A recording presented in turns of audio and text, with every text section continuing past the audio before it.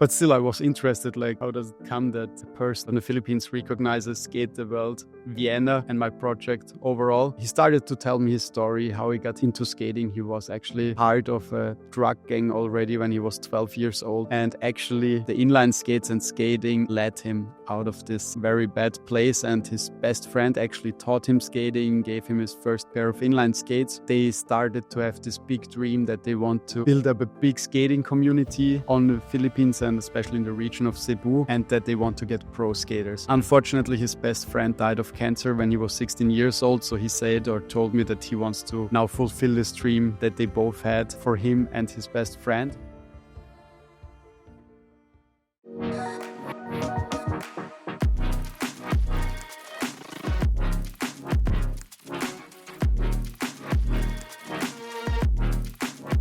Hello and welcome to Let's Talk About Tech, your podcast on venture capital and private equity, brought to you by Venionaire Capital, the entrepreneurial partners.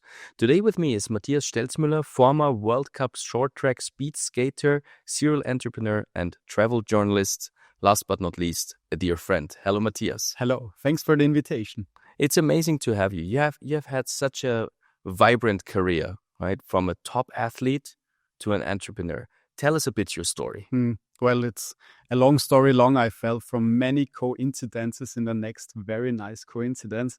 As you already said, I was a short track speed skater, a sport that I guess not only in Austria, but probably worldwide, most people don't know because it's like the niche sport of the niche sports. It's basically the version of speed skating where you skate against, let's say, with 5 guys on one track, you race against each other. There's a lot of body contact. And the version that most people know from speed skating is the version where you skate just against the time. So when I retired from my career, I asked myself, like, what was this whole punishment for my body and all those endless trainings? What have they been worth? And for what did I actually do all that? And I just asked myself, I can't believe that from one day to the other day, it's just over. And no purpose anymore. No purpose anymore. This more than 10 years investment into my skills is worthless from one to the other day. And I thought other athletes probably have the same problem.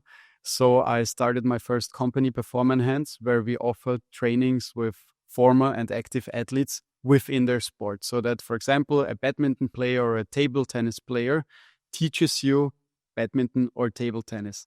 I had 10 world champions, 7 Olympic participants, and like 20 Austrian champions within the company. And I had this naive picture of the world that if you have been a world champion in one of those sports or at the Olympic Games, that everybody knows you and you are like at the top level or a superstar, and everybody wants to book a lesson, for example, in badminton with you. But I had to find out that nobody cares if you're a world champion in badminton or any of those sports. So I saw the problem, or let's say the responsibility, with Austrian media that are only covering sports like skiing or soccer.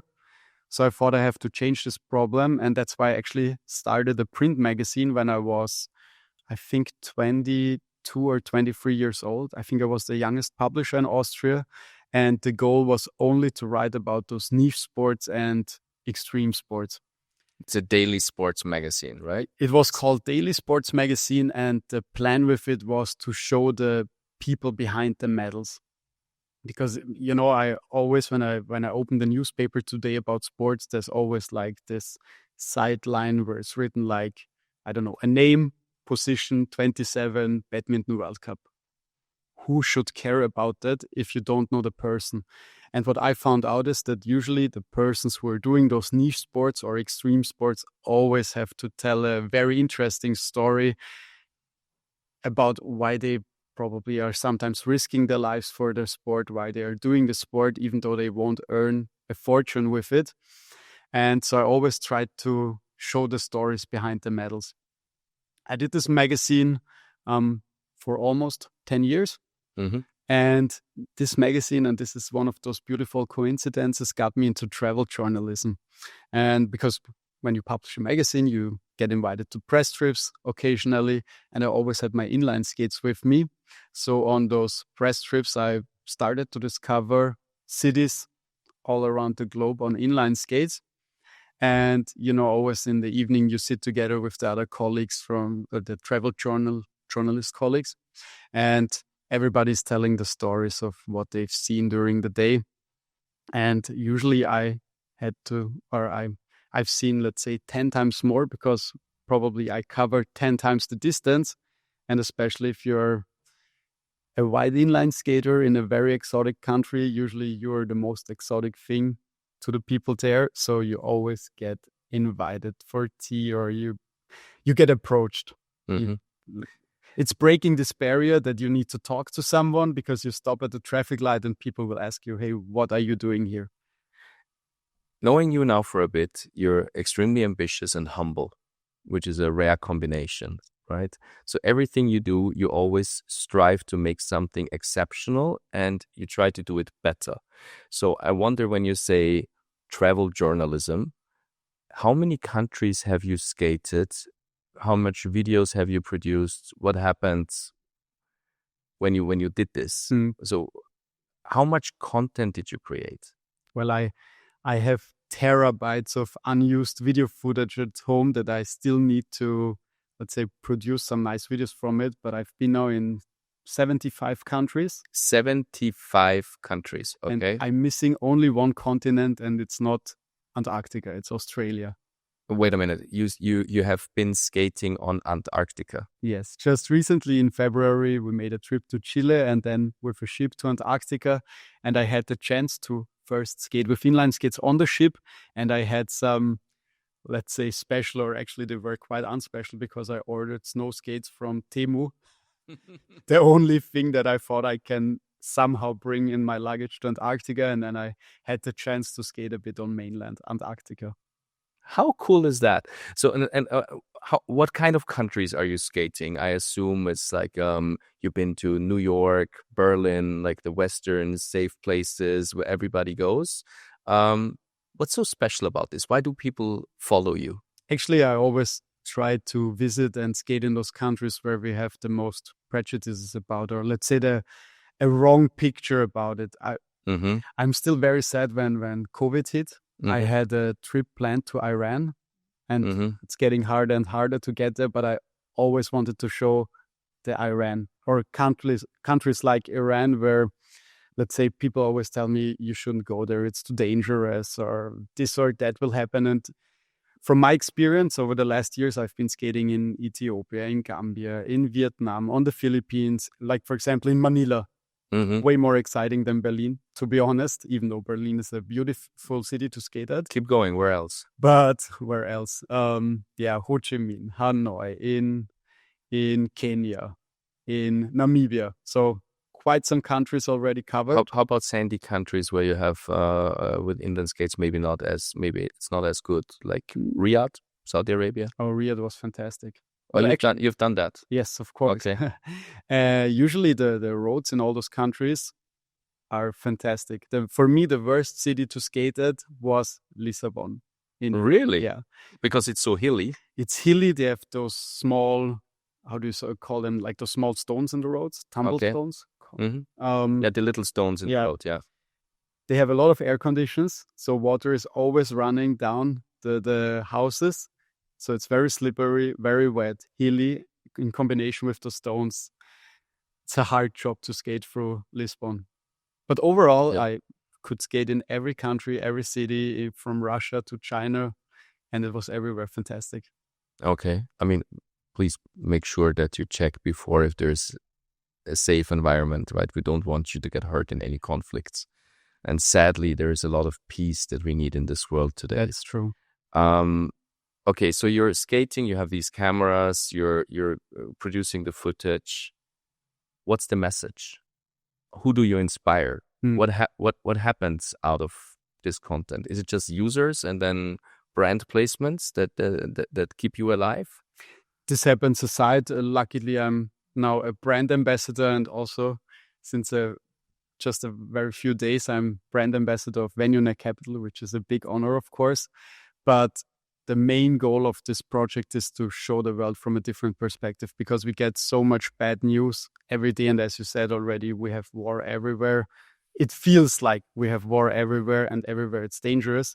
And what I've experienced over the last years is that the world is a way more peaceful and good place than we have the perception of it. Yeah, I mean, Venionaire as a sponsor aside, I always notice you carry those very beautiful watches, and I believe that's your main sponsor, right? The is it Breitling? Yes. Breitling, yes. Okay. What? How come you have this link with Breitling? Why do they work with athletes like you? And why is the brand something that you like to endorse? Well, they always had in their brand DNA aviation. And I did a very related project to aviation, but also they are, let's call it casual luxury. So a watch that you can wear when you go surfing, when you go skating, and you want to combine those two worlds of leisure lifestyle and the luxury world. So it's a perfect match for me. And regarding the aviation project, a few years ago, I had the idea that I want to make a special project with the idea of Skate the World, to show the world from a different perspective.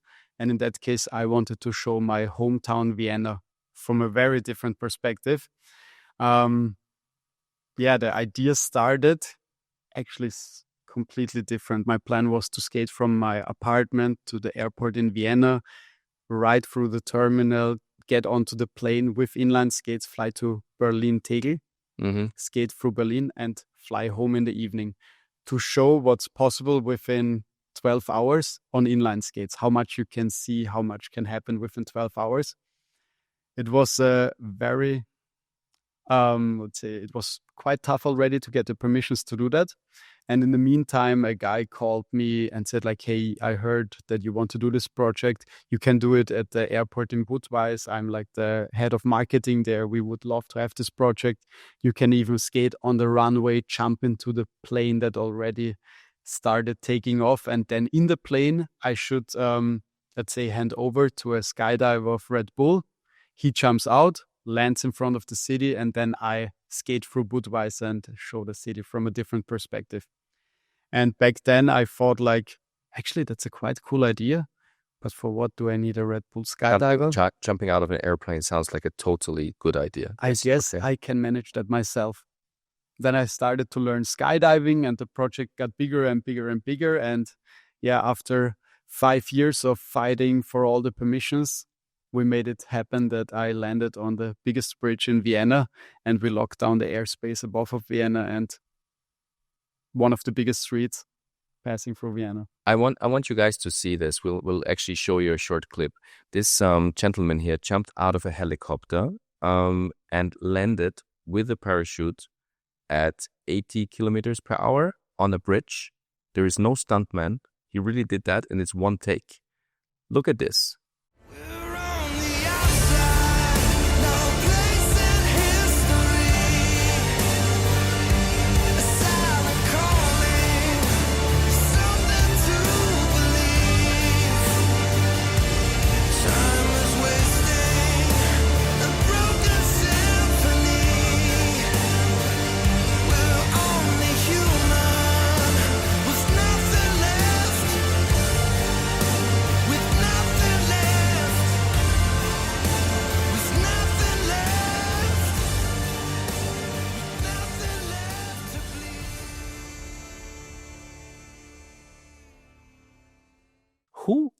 Who allowed you to do this? Yeah, exactly. And that's, even though like I'd say all the pictures look very special and it looks super dangerous, but the biggest challenge by far was to get the permissions. And I needed like 5 magistrate, as you call them in Vienna. Administrations, offices. Yeah, exactly. Then the Austro control, our airspace control, exactly. The mayor of Vienna. There were so many people and so many offices involved into this project. How many people did you have? Like you said, 5 years preparation for the cameras. I mean, locking down airspace above the city of Vienna. It's quite something. Congratulations. I'm sure a lot of people got pissed. But also traffic, right? Obviously had to stop. How many times did you jump? We did it 3 times, and actually I had the permissions for 4 jumps, but one jump took way too long. We had the bridge locked down for 45 minutes. As you already said, there were quite some people pissed off at me because of that. I'm very happy or fine with that, no problem at all. But yeah, the biggest challenge also was to find as many people that we needed today. Like we had 100 people working on that day to make this project possible. And they all did it for basically almost no money because, as you can imagine, besides getting all the permissions, it was also a very hard project to get all the sponsors involved. Because imagine you go to a big company like Breitling or Volksbank or whoever, and you tell them, hey, I need some money from you because I want to jump out of a helicopter with inline skates and land in Vienna. And create a little promotional video. About the city. So it was very tough to get it financed, to get all the permissions. But yeah, in the end, we did it. I mean, honestly, I think it's like a Hollywood production. I was stunned by the quality, and I really highly recommend you to watch the full video. It's on your channel, on Skate the World, on YouTube. Yes. People can watch it. They can follow you. They can subscribe to your channel. Skate the World Vienna. That's the title of the video, and the channel is called Skate the World. Also on Instagram. Are there also all these other videos of your travel experiences? There are just a few videos online yet, because mostly I was always writing for print magazines. And always covering the stories there, or sometimes occasionally on television. But that's what I meant with I still have terabytes of videos at home that I need to do something. My intel at Venionaire told me that you are incredibly famous in the Philippines. And I would love to know why or how. Well, many funny coincidences led to the Philippines. I was on a job on a cruise ship 2 years ago. And I had 2 days on the Philippines, 1 day in Manila and 1 day in Coron, Palawan. And at that time, a guy wrote me on Instagram, in those hidden messages. I checked them and I saw that someone write me called Ian. And he told me they have a big skating community in another part of the Philippines. They're following me already for a very long time. And if there's the chance that I pass by. I checked where they are. Unfortunately, it was a few hours with plane in between us. Yeah, so Manila is quite a sizable country. It's huge. But still, I was interested, how does it come that a person on the Philippines recognizes Skate the World Vienna and my project overall. And he started to tell me his story, how he got into skating. He was actually part of a drug gang already when he was 12 years old. So, oh my God, quite a crazy story. And actually, the inline skates and skating led him out of this, very bad place. And his best friend actually taught him skating, gave him his first pair of inline skates. And they started to have this big dream that they want to build up a big skating community on the Philippines and especially in the region of Cebu. And that they want to get pro skaters. Unfortunately, his best friend died of cancer when he was 16 years old. So he said or told me that he wants to now fulfill this dream that they both had for him and his best friend. And then I got more and more interested in their story and how actually the conditions are for skating on the Philippines. And I saw that the kids there, they are skating with, let's say, the inline skates we've thrown out 30 years ago, with missing the 2 wheels in between because they just can't afford good equipment. And he told me that it actually would have been their dream to also do a own competition there, that they can finally show their skills. So long story short, last year in November, we flew to the Philippines, brought 50 pairs of inline skates. You paid those privately? I paid the half of it, and the other half I got for a very good price from one of my sponsors, Powerslide. And thank you guys. Thank you guys. We had an immense amount of luggage. As you can imagine, with 50 pair of inline skates and safety equipments, EVA Airways supported us a lot of getting all the stuff there and getting me and my colleague Jonas there. And yeah, long story short, we've held this skating competition. We also went into some elementary schools to teach skating and actually give other kids that have never been in touch with skating to give them the opportunity to first try skating. And the funny thing is, like, there was a lady, she's called Miss Sunshine, and she contacted me and asked if there's the chance that we maybe also visit her school for a class, and like that we can maybe bring 5 pairs of inline skates and that I can tell my story there in the classroom. I've said, like, of course, we would love to come to pass by in your school. And when we arrived there, 1,500 screaming kids already waited for us. We were completely overwhelmed.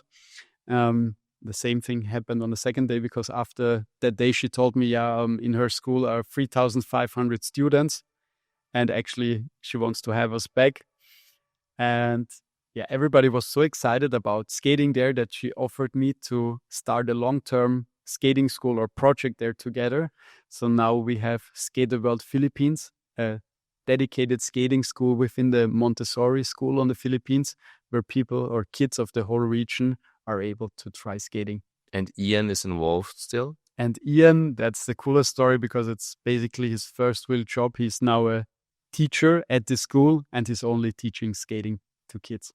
How cool is that? So, okay, you have this philanthropic project that evolved. Any plans to make this a foundation? Any ways people that are touched by the heart of what you do that can support you? What's coming next? You call it now a philanthropic project, but in the beginning, again, it was just a coincidence. A guy wrote me like, "Hey, come to the Philippines. Let's do a skating competition." So it takes humble people to do the right things in the world, right? But if you want to replicate that, please institutionalize it. Yeah. I got told that by many people now, and we're going back in October or November to another competition and to make this thing grow bigger and bigger. And so now we are getting the structure behind it. We're starting a small foundation, and let's see where this leads. Okay. Well, if you need somebody that can handle a hockey stick, I'm happy to join in. You have to. You are now also in entrepreneurial empowerment as a speaker, you're a graduate of a business university, exactly. Right? What is this entrepreneurial empowerment project of yours, and like how does this angle fit into your equation of life? Well, I was always kind of involved in entrepreneurship, and I would say that if you're an athlete in a niche sport, you have to think like an entrepreneur, because when I was 16 years old, I already had to fight for my own sponsors. I was organizing my training camps. I was doing my marketing, basically. So yeah, sport, depending on what sport you do and on which financial level, it has to do a lot with entrepreneurship. When I retired from my career, I got immediately into entrepreneurship with the 2 companies that I started myself. And I also got co-founder of 4Sports, a sport tech startup where we've actually participated in the Austrian version of Shark Tank.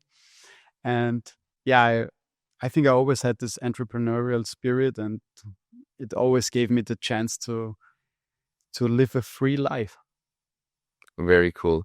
So in the future and upcoming projects in entrepreneurial empowerment, what can we expect? Pretty much 2 years ago, I was invited to hold a keynote at the For Game Changers Festival in Vienna. And there was a very cool American guy who approached me afterwards and said, like, the story was fantastic to him and he really enjoyed listening to me. And if I could imagine speaking about entrepreneurship and creativity at a university. And I said, like, yeah, of course, why not? I've never been a guest lecturer, but yeah, would be cool. Then he handed me over his business card, and he's actually a director in Harvard. So this year in February, I flew to Harvard to be there as a guest lecturer and speak about entrepreneurship and creativity. And this kind of sparked again a new project. We are now planning also together with Harvard to bring the entrepreneurial spirit to third world countries and help there to build up new ventures. And this is something where Venionaire, of course, could play a big role. more likely the World Venture Forum Foundation, right? As here, entrepreneurial and innovation empowerment is one of our key topics and key goals. But obviously, as donors at Venionaire Capital, we're happy to support that. And obviously, you are one of our evangelists and brand partners. So anything you do, we have a hard time saying no. Highly appreciated. I'm looking forward when you will have a hard time to say no. This is it. I hope you guys enjoyed this episode as much as I did. It was great speaking with you, Matthias. All the best for the future. And I hope that there is many people that have listened today that will support your projects, be it on the travel side, be it on the philanthropic side, or what's new to come on the entrepreneurial empowerment mission for the third world countries with large institutional partners. I wish you all the best to get everybody to partner up and to make things happen. Thank you for being here. Thank you so much for the big opportunity to be here, and stay tuned. We are just launching the homepage skate.world, and there you will find all the information also about our project on the Philippines. Very cool. We'll check that out, and you should not miss it. So subscribe to our channel, come back for the next episode, or just browse through the other episodes if you haven't seen them yet. Bye-bye. Bye.